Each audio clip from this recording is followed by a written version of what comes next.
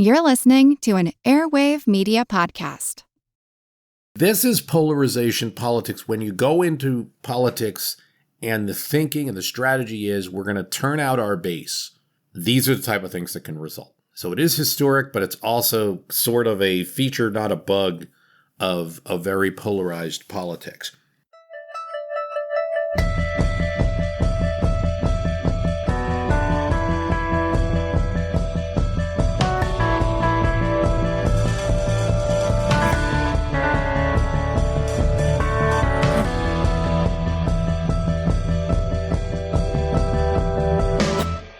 Well, welcome to the Roaring 20s. 2023 begins. I want to thank you in advance for listening to this podcast. And before we get to today's subjects, which will be about that Speaker of the House election and also about the Constitution, I'd like to let you know a little bit about what's going on with the My History Can Beat Up Your Politics podcast. If you're new to the show, it's like your first time listening, maybe you want to skip ahead about 5 minutes or so. For the rest of you, I'd like to let you know I really appreciate you listening. I mean, we are 3 years away from this being 20 years, which is crazy for a podcast. I don't even want to think about it. We are 3 episodes in already to our Fall of the USSR podcast special series that's coming in February 6th. But I want to let you know, if you want to listen right now, there's 3 episodes already up on the Patreon. That's at patreon.com/MHCBUYP. It's also, you can just go to the website, www.myhistorycanbeatupyourpolitics.com, and there's a link there if you want to binge out on those episodes right now. It's 3 now, it'll probably be 4 pretty soon. And it's looking like it's going to be a total of 7 episodes. It's a long story to tell. We tell the story of the August 19th, 1991 coup attempt in the Soviet Union, where 8 men of very high positions tried to lock Gorbachev in his vacation house and take over the Soviet Union. They came a lot closer than people think. Opponents of them didn't realize they were winning until very, very late in the game. So if you want to binge right now, go to the Patreon. You can do that for as low as $3 a month to be a friend of My History Can Beat Up Your Politics on Patreon. $3 a month. Cancel anytime you want. You join anytime, cancel anytime. That's how Patreon works. There are yearly plans available where you get a small discount at something like 9%. I want to thank some of the recent Patreon joins. Billy Page, thank you. Michael Glass, Bruce F., Paige Brousseau, thank you. Ryan Kellerman, Mark Salter, Paul Sullivan, Erica, Peter, Robert Nicholson, Brian Gold, Thomas Caldwell, Justin Chaser, Carl Torby, Dan Rivoli, Al Mendelson, Christopher Wagner, Dawn Vincent, the Free Thinkers Network, Joshua Tanzer, Jose Martinez, Ulysses, Chuck and Brandy, Richard Mahoney, Neil Schwartzman, Randall Williams, Michelle Bertrand, Alex Sheldon, Ben Fuller, Timothy Monning, John Blackwell, Brian Dodd, Matthew Snyder, Michael Duchek, W.V. Sterling, Kevin Witten, Cody Jones. Thank you, thank you, thank you. There's more. I've had longtime supporters that I really have to thank. It helps the show to keep going. Now, people will say, well, you have ads on your program. And I do. I'm part of Airwave Media Network. We have ads running. It's still true that the Patreon and other sources of donations help to keep the show going, to pay some of the expenses of the program, journal articles, subscriptions that are needed, newspaper subscriptions that are needed, books, very important, all the different website costs. Your donations help. At some point, I would like this to be a full-time enterprise. Probably not forever, but to have some period of it being a full-time enterprise, which can only mean more content for you. So those donations help. The ads are one source, but this helps as well. Okay. Speaking of more content, what do you get? You get those USSR episodes before everybody else. You also get Draft LBJ, a special podcast, 2 hours long that we did on Lyndon Johnson's pursuit of the nomination in 1968, even though he forswore any interest in the presidency. There's a lot of evidence that says the opposite. So we go to that Chicago 1968 convention and talk about Lyndon Johnson's role there. Did we really almost see a helicopter land on the top of the convention center and bring the president in for a special surprise?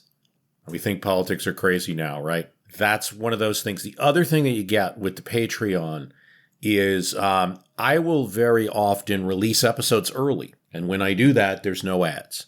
I will also release my notepads very often, my extras that I didn't use in the series. Now, we did that for the Student Loan Podcast. We did that for the Frank Willis Watergate episode and the Congressional Committees episode that we did last year. So we have extras from that are on the Patreon available. We have extras from the War of 1812 episode last year. We have leftovers from the Vision of a Fever 1941 from that podcast that we did last year. There's also some extras from previous years and some additional episodes. I did one on the Mayflower for Thanksgiving for members of the Patreon. So there's things that you get there. Listen, is it every week? No, it's not as frequent as the podcast. But as I have material, I'll release it and you'll get some early episodes. Hey, if you like the program, want to help us out, do what you can. Many people join and then leave and join. I mean, it all helps. I take any support I can get. I don't look askance at anything. Okay. I look back at 2022, I see a lot to be proud of. My favorite personal episode of the year was Abyssinia, which was about the Italian-Ethiopian invasion. And of course, we were doing that almost the same week as the Russia-Ukraine invasion. It was a story of the resistance in the 1930s of the Ethiopian people, a little bit stronger than expected to that Italian invasion, and stronger than has commonly been reported in history. It was also forgotten in history that in the end, the Ethiopians did win. It was a real crunch time episode. I did that like in a weekend, and I'm particularly proud of it. Got a lot of very proud to get emails from people who tell me that, it's a story that needs to be told more, and I'm thankful to help. But probably my second favorite was Visions of a Fever 1941, where we talked about what America was like in that, in a period that we're like with Ukraine, where you have this kind of divided support for Britain, not total support. And you have there were some spy networks operating, and that luckily got uncovered by the FBI, but also some propaganda that funded groups like Moms Against, Foreign Intervention that was obviously funded by Germany and not really seen. So 1941 tells you a lot until you started seeing sinking of American boats and sailors dying before Pearl Harbor. We weren't as involved in that war. So, and I contrast that with something like Zelensky's visit to the Capitol recently. Big historic moment, but there's some division. There's some division. You see it on your TV screen with some members of Congress sitting down. You see it in social media with certain comments from people, not just people from Russia, but I think some of it is instigated from there, having a little bit of difference of opinion. It's not so different in American history. We have many times causes for which there are, maybe 70 to 80% support in America, but then a smaller group that aren't for it. And that's often how, I guess, America throughout its history is a vast country of vast opinions. So World War I, for instance, is a perfect example. We talked about that speaker election with Champ Clark. Champ Clark was not for intervention and was against Wilson's plan to intervene. Now, when the vote happened and war was declared, he went along, of course, tried to cut some of the funding and things like that. But you saw at least 50 congressmen vote against World War I in its ramp up, and there was a lot of opposition to it. And then afterwards too, all the troops had been sent. American boys had died. There was a lot of recriminations and congressional investigations of how we got into the war, some of them anti-Semitic. We talked about some of those investigations on the congressional committees. So I felt like you were well prepared in 2022 for the events that would happen throughout that year. I also, I'm proud to say, hey, we did a few episodes on midterms saying, guys, it's not always going to be a huge defeat.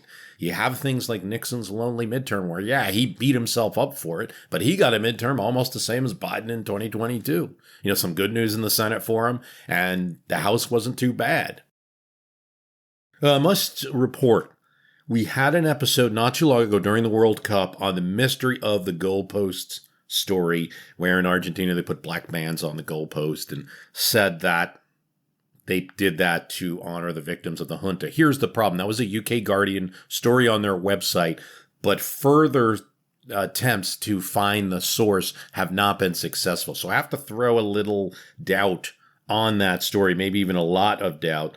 It's more likely than not, it may not have happened. Those black bands were used. There's certain games where they had it before or after. Bit of a mea culpa. Normally, we don't get too many things wrong here, and I hear about things when I get them wrong, and I got some pronunciations and bad. There's that, a couple towns in New York State, chili instead of chai, and definitely some British towns that we pronounce wrong and things like that. We try to get things. I think I mixed up Patton and MacArthur in one episode. I mean, we try to get things right, so I do, apologize for that. It's still possible it happened. There's just no sourcing to prove it anymore. So we have to take that mystery of the goalposts and make it a real question mark, whether that actually happened.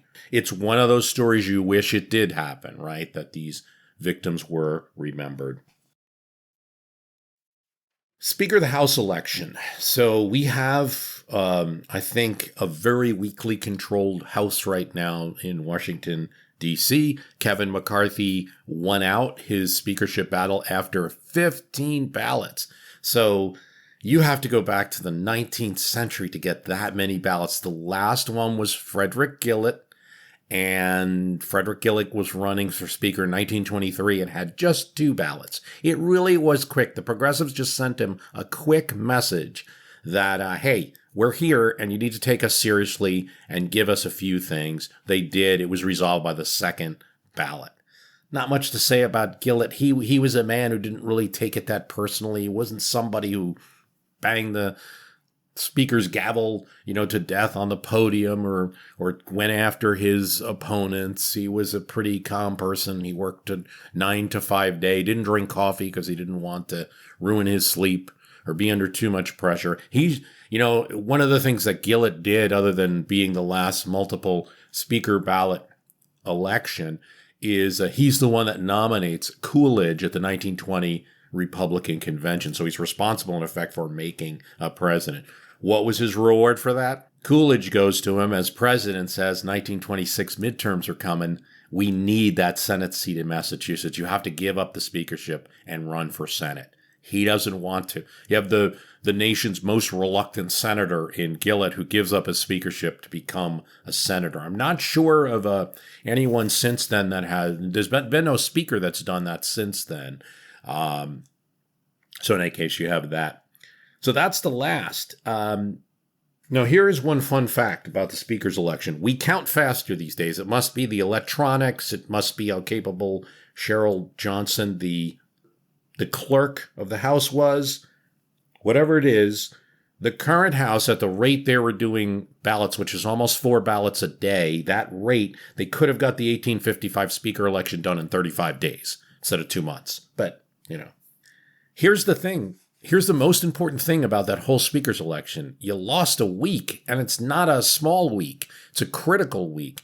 If you're a party that's won an election, like you say the Republicans in 1994, or in 2014, or in 2010, or in the Democrats in 2006 or 2018, you want that first week to be your showcase that you are, in effect, repudiating the administration that's been elected and their actions, that the people are strongly against what a president is doing. That's your week to ramp up and make that case and then take that president into 2024 with a blemish, a mark. When the focus is on you, you're already doing it wrong. That's the way I see it, and that's what you saw last week from me recording this.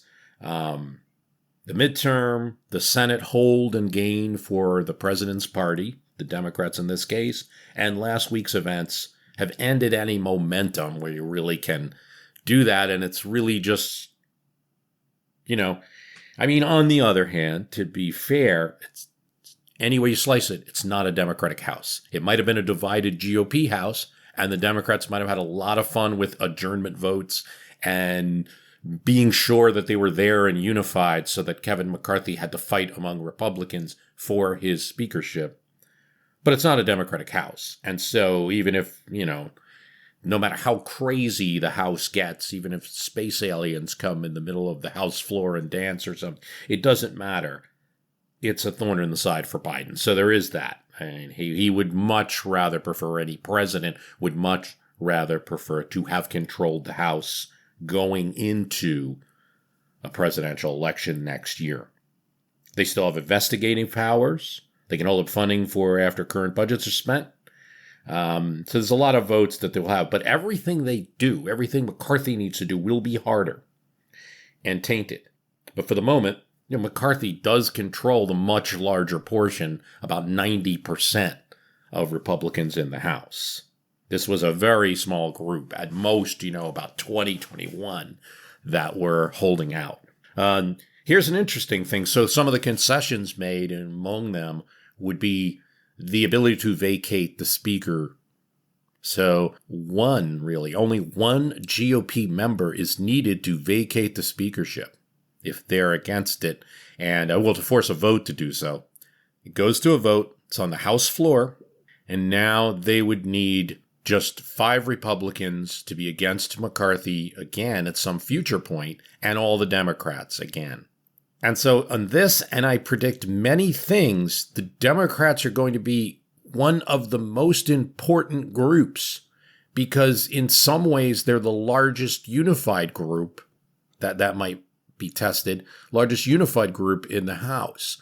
So when you look at a motion to vacate in the future, if you get one person, let's say Gates or Boebert or one of these, it's now going to be the choice of Democrats whether they join that motion to vacate. Do they want it at that point? Do they want to open up the speaker's chair? This is assuming there isn't a huge rebellion where McCarthy wouldn't even have, would lose all of his Republicans.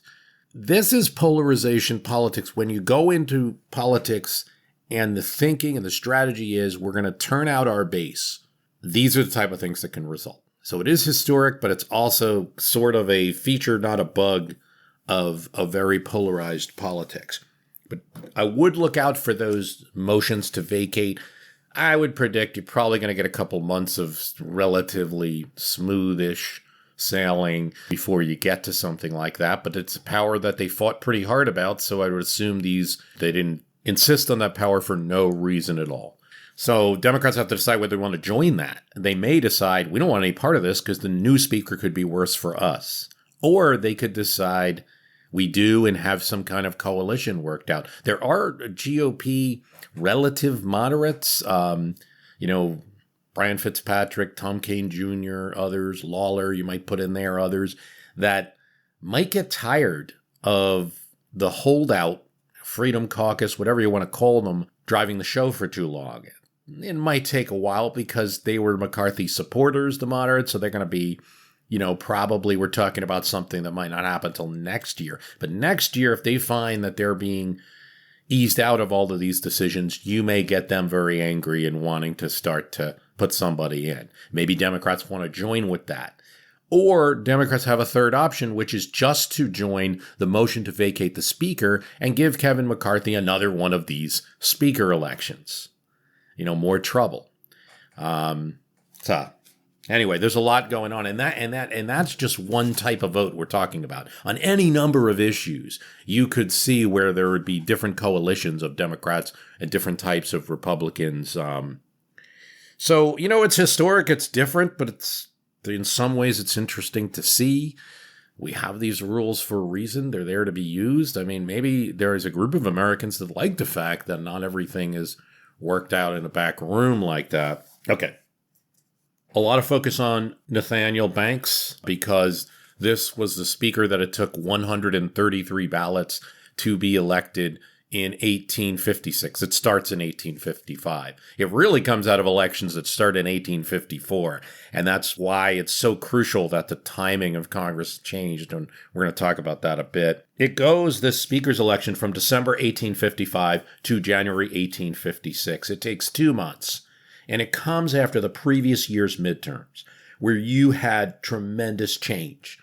That's really what brings this on. First, you see the passage of the Kansas-Nebraska Act, which destroys the Missouri Compromise and means that there could potentially be slavery in any new territory in the Union because the territorial governments can vote. This is Stephen Douglas's brainchild, popular sovereignty. They can vote whether they want to be free or slave. And it sounds really good until you start to see it happens first in Kansas, that there can be bloodshed over it, that it depends who's living in that territory, and that can change. You can have people moving there. And both the Missourians and the New Englanders come into Kansas with some violent results that are happening during this time.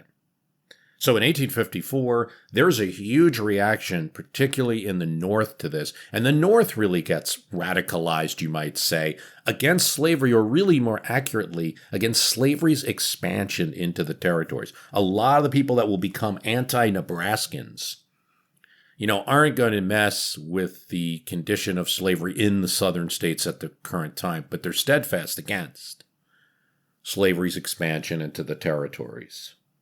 Franklin Pierce, the president, is unpopular, so this is one of your typical first-term midterms in American history, and the Democrats lose a ton of seats. You have elected, in various forms, 51 know-nothings, or they would call themselves American parties. In the north of the country, they might be called North American Party, that are anti-immigrant, against the involvement of Catholics in politics. So there's a bigotry to the know-nothings, but it's a mix because it's bigotry mixed with anti-slavery. And this is fashioned this way for a lot of reasons. Some people actually feel this way strongly. They have secret clubs. They're called know-nothings for this reason. They don't know anything about the existence of a club that's against non-Protestants, say. But I also think there's a number of members of the club that are utilizing it as opportunity.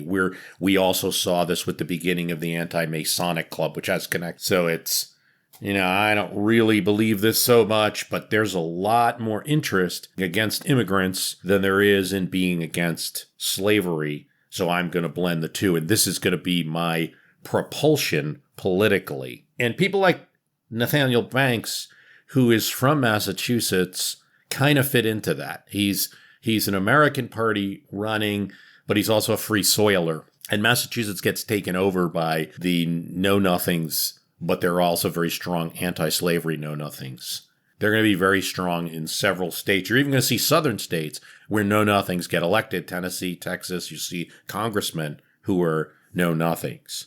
Now, at the same time, there are anti-Nebraskans, not yet called Republicans, but in Ohio, for instance, the whole state gets swept by anti-Nebraskans defeating Democratic candidates. Same almost happens in Michigan, they get a majority, and in Wisconsin, where the Republicans get a majority. In Indiana, you have something called the People's Party, but they're very similar against the Kansas-Nebraska Act. Then you have the Democrats, there's 83 of them, but they're divided.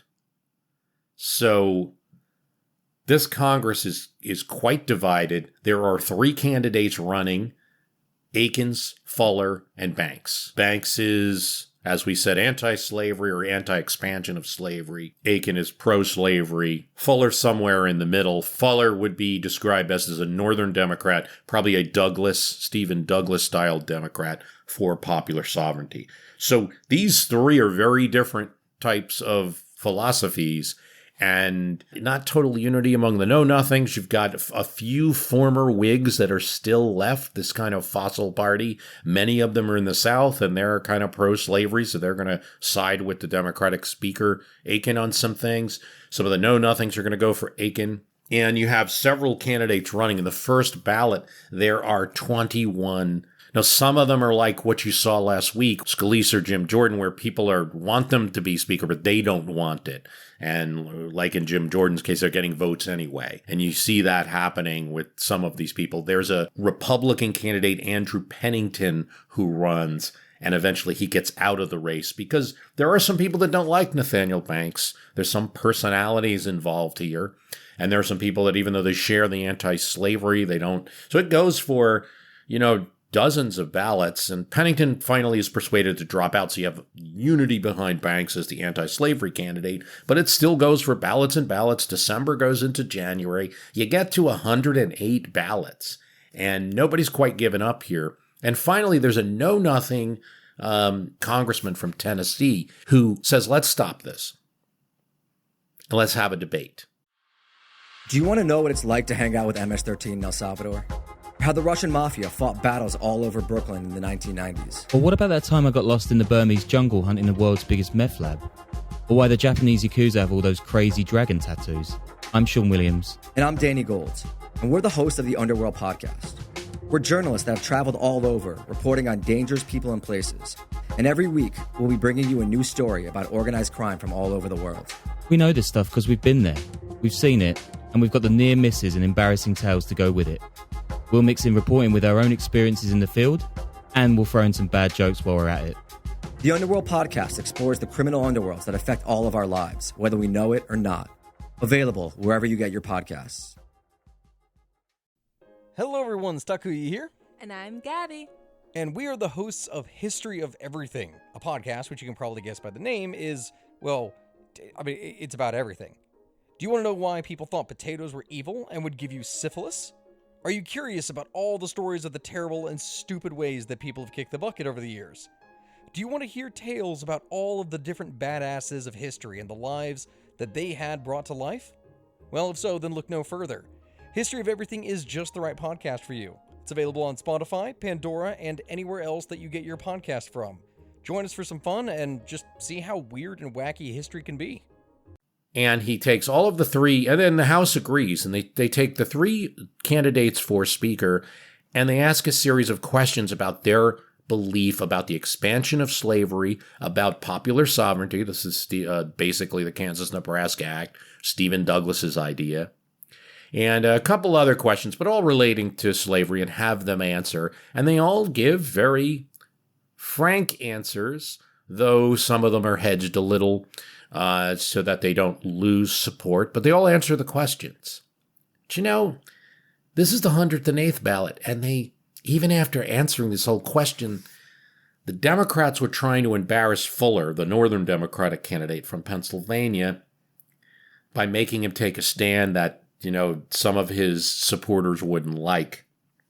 Doesn't really work because you go into January 133 ballots. So there's more than 20 more ballots before they finally decide, let's just do a plurality, let's elect Nathaniel Banks, and it's 103 to 100. Okay. He becomes Speaker. By all accounts, there are some people who are on the other side of the aisle, don't necessarily agree with his politics. Alexander Stephens, Howell Cobb, who will both be in the Confederacy after this. And Nathaniel Banks is going to become a Union general, not a good one, but he will become a Union general. They say he was a pretty good speaker, and some of the anti-slavery people are like, he's not really picking us for the committees, he's being too fair, and things like that.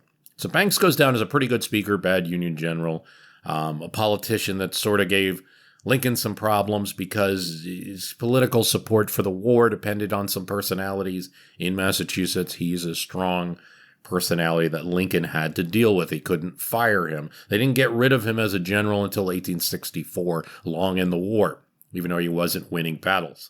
But as a politician, he seems to be very successful.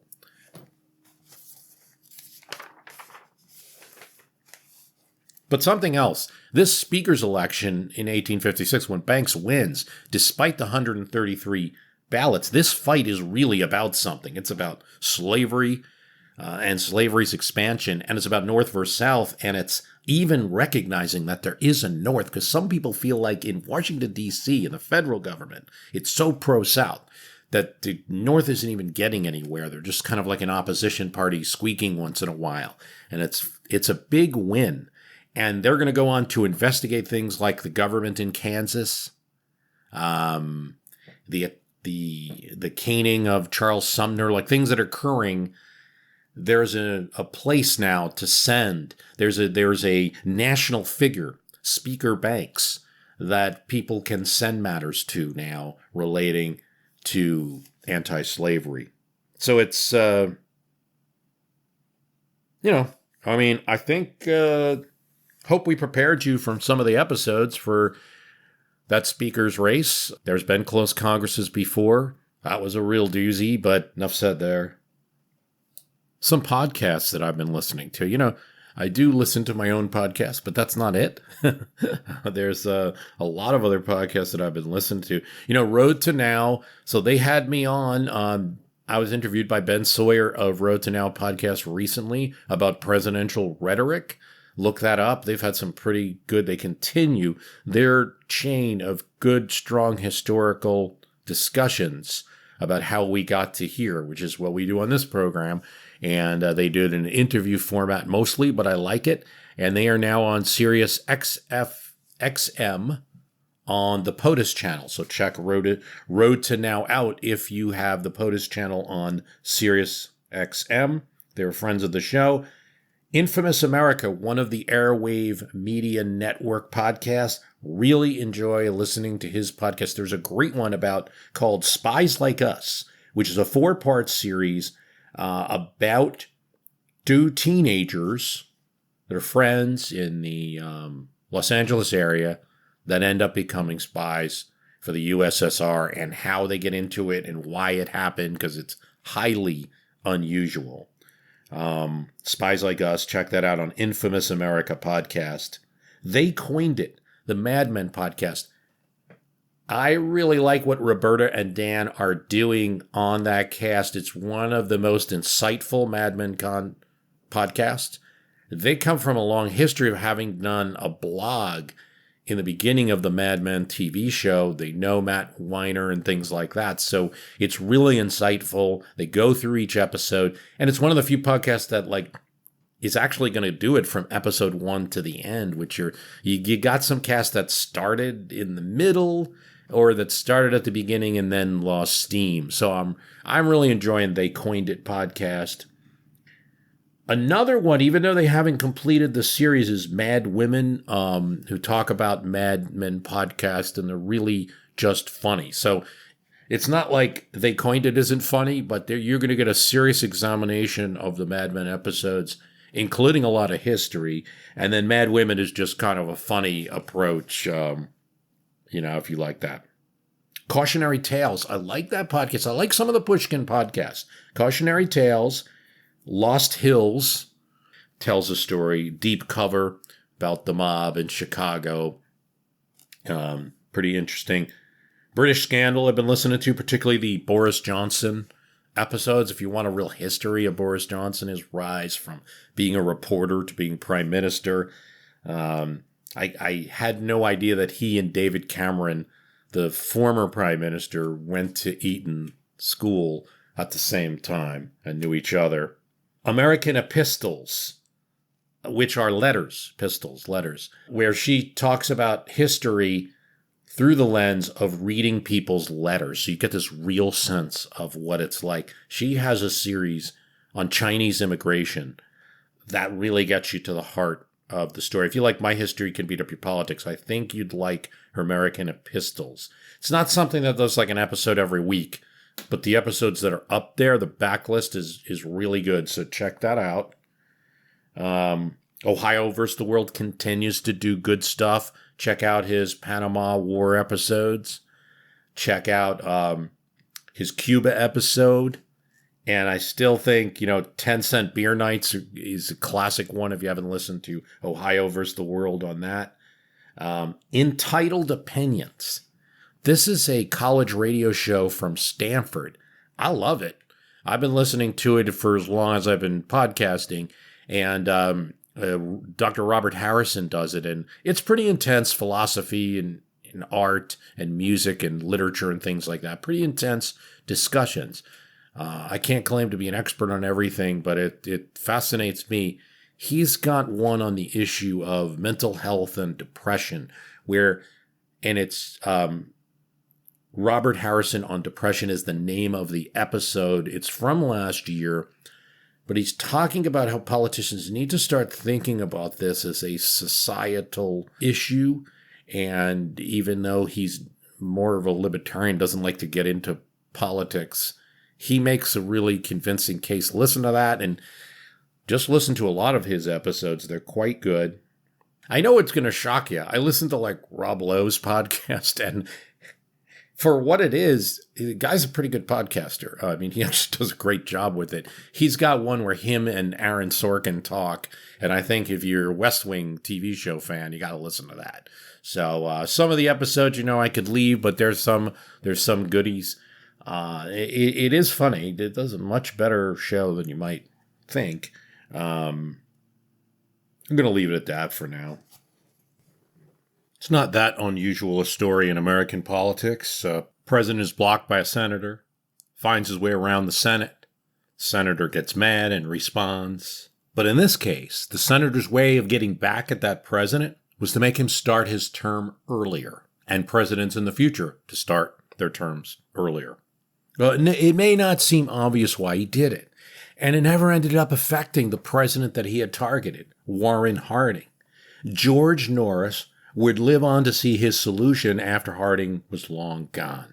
But it starts with a ship subsidy bill, a really obscure piece of legislation, also known as the Merchant Marine Bill. It increased the mail pay that shipping companies would get to $4 a mile, plus a tax the shipping companies could be refunded. To Norris and others, especially farm state progressives who were dealing with high shipping rates on things that they bought, it seemed like a handout to the big shipping companies. They didn't want it. Harding did want it, and so he pushed it. He didn't have the votes.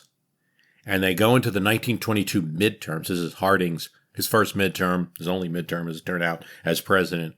Republicans are destroyed. They lose over 70 seats.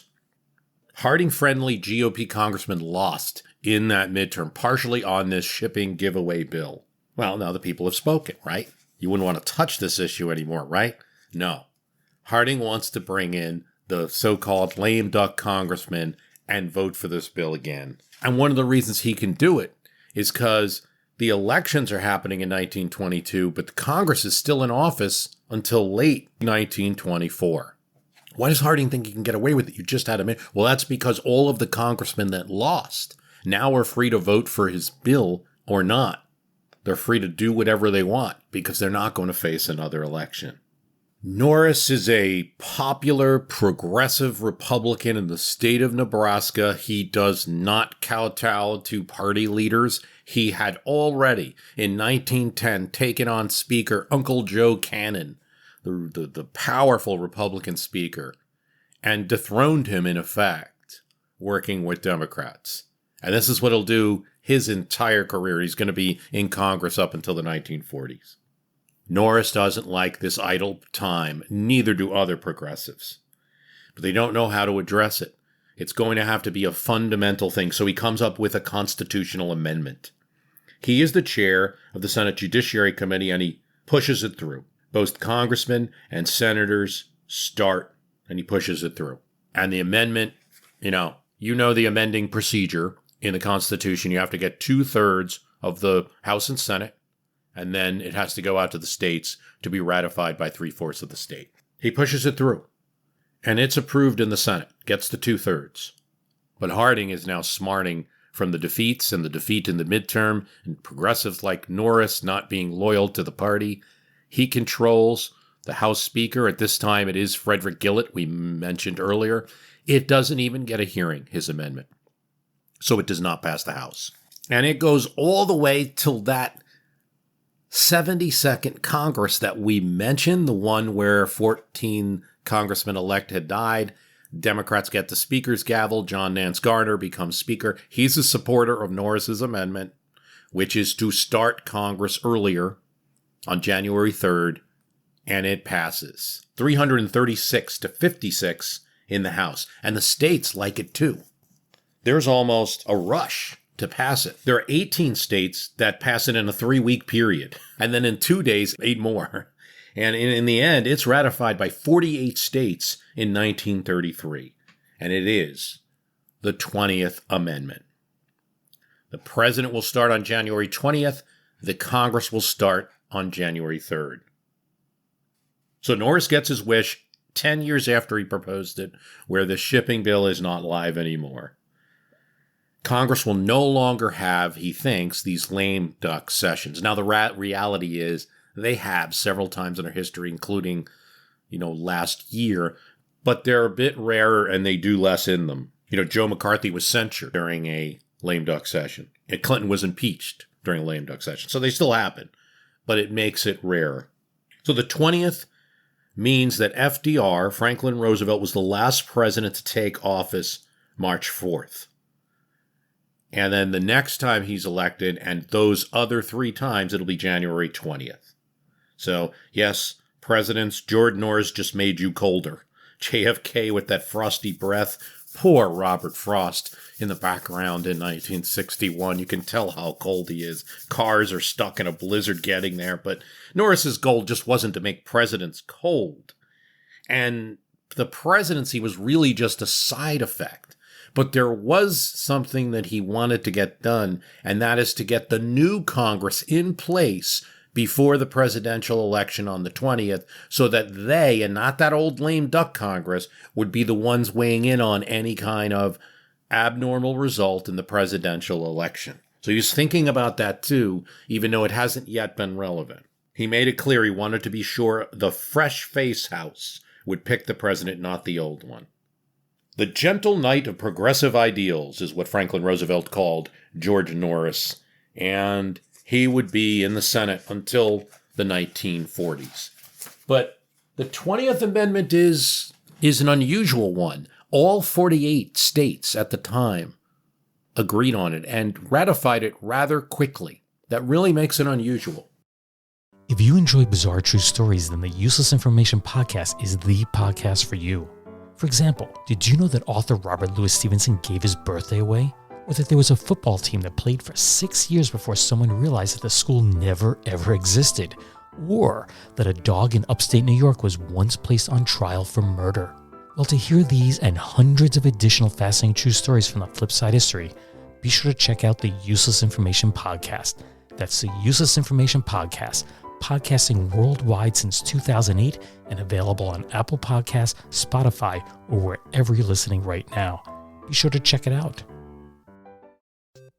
Hey Matt, did you know that wombats poop cubes? Nope, never heard that before. Did you know the unicorn is the national animal of Scotland, Ken? I didn't know, nor do I care. Neil, did you know that Liechtenstein is the only doubly landlocked country in Europe? Jeff, isn't that an American pop artist? Well, actually, it's both. If you want to learn things like that and more, join us each week on Triviality, a pub trivia-style game show podcast where a lack of seriousness meets a little bit of knowledge. Listen in each week to answer general knowledge trivia alongside exciting guests from around the world. And we're here too. Join us every Tuesday for new hour-long episodes of Triviality, plus tons of extra theme content on everything from The Office and Lord of the Rings to science and geography. And sometimes we even do sports. Find us on all your preferred podcast apps and take part in the fun of playing bar trivia without the need to wear pants. Real mature, Jeff. Forget it, Neil. It's Triviality. Very little opposition. Since then, there's been no Supreme Court decisions about it or constitutional challenges of any significance to it. And we've amended the Constitution 27 times. And the 20th was one of them, back in 1933. We don't amend our Constitution a lot. That is just clear. When we do it, it's these really broad proposals that you have Republicans and Democrats seem to be for, and there's still a fight. Norris still had to wait 10 years for something pretty practical. Compare and contrast that to other constitutions. Just one, for instance, the Indian Constitution. First passed in 1950. The Indian Constitution has been amended 105 times.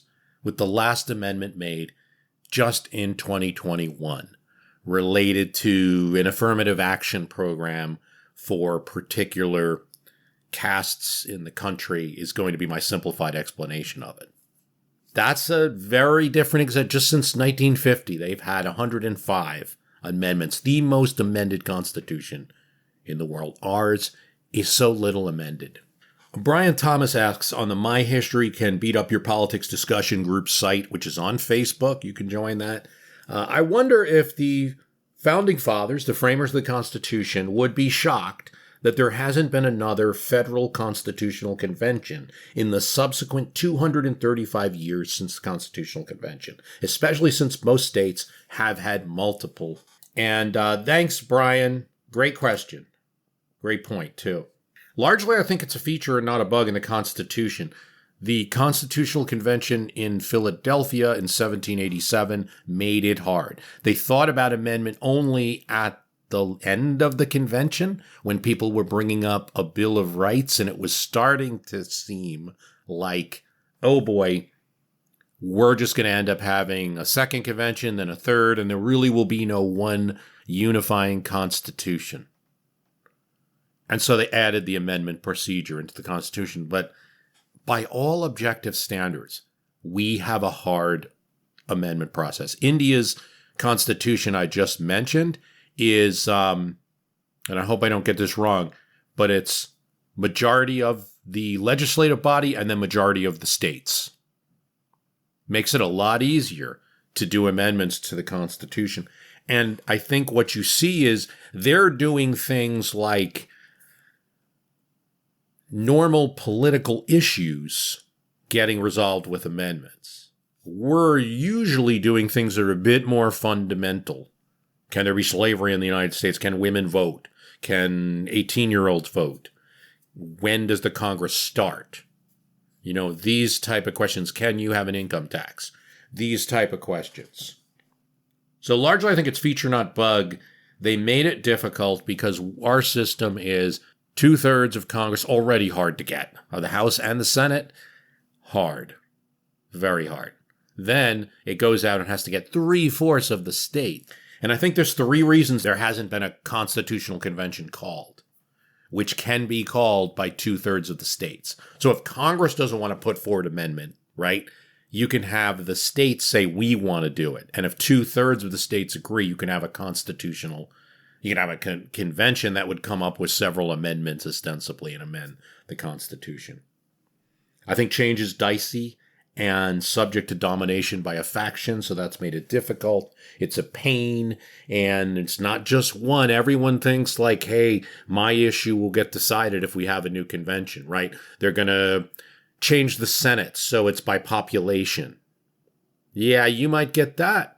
But there would be other issues, like maybe abortion comes up, maybe, 10 other issues comes up. So people are afraid of that. They're afraid of what other issues might be brought up, a kind of the Pandora's box argument.